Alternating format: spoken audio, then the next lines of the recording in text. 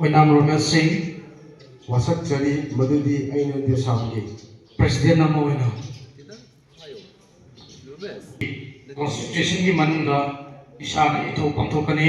aina DESAM da achetpa aina DESAM da achetpa thajaba thamgani corruption bu maru phangna muthatkani aina lupsigi constitution bu ikai khumnagani aina lupsigi constitution bu ikai khumnagani ngak sengani amasung yokatkani aina lupki member punamakta achan mirai naidana yengani aina lupki member kudimakta achan mirai naidana yengani aina afaba mahiroi ama oiduna lamdam asida afaba mahidi kanglol ama leihanduna aina afaba mahiroi ama oiduna lamdam masida afaba mahigi kangun ama leihanduna Kangleipak Manipur asibu hena mapangal kangkat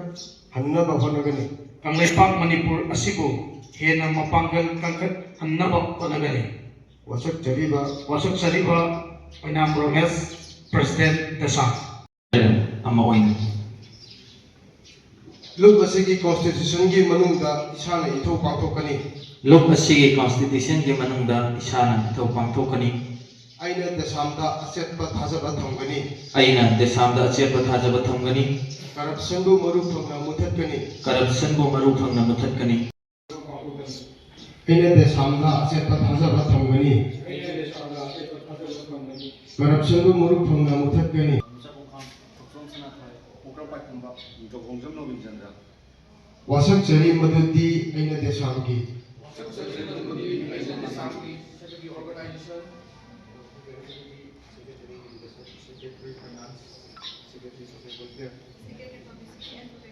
Secretary and Environment, Auditor General, Secretary and Regional Affairs, Secretary for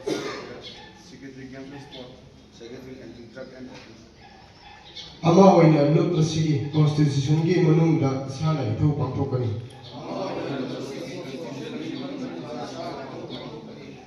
aina DESAM da achetpa thajaba thamgani corruption bu maru phangna muthatkani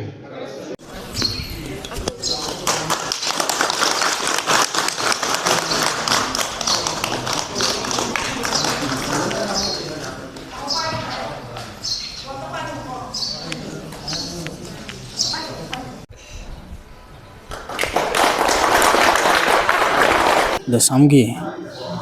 hek ingkumja lising ani ga ani de hek saphong badi horakanda chahi ani gi koi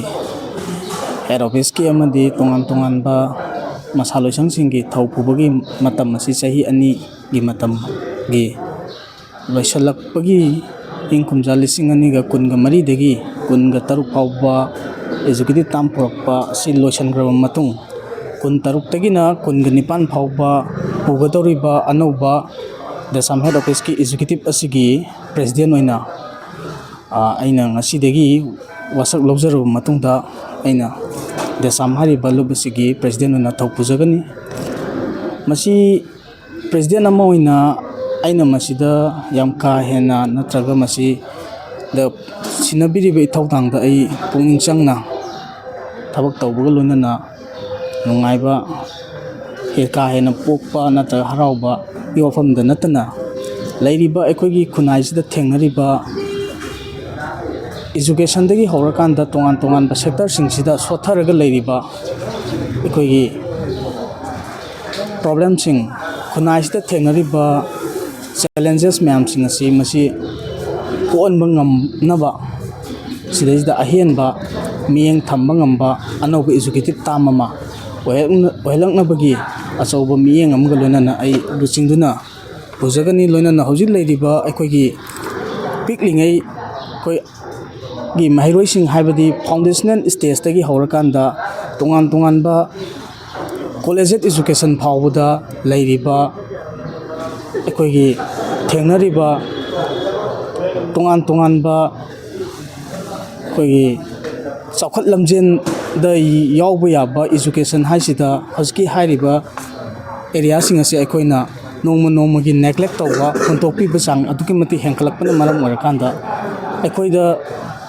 ngasidi aikoida education asi mapu pandraba kangkhong chairaba amagumna ekoi leibugumna tauribase masi ahienba miyeng thammakanda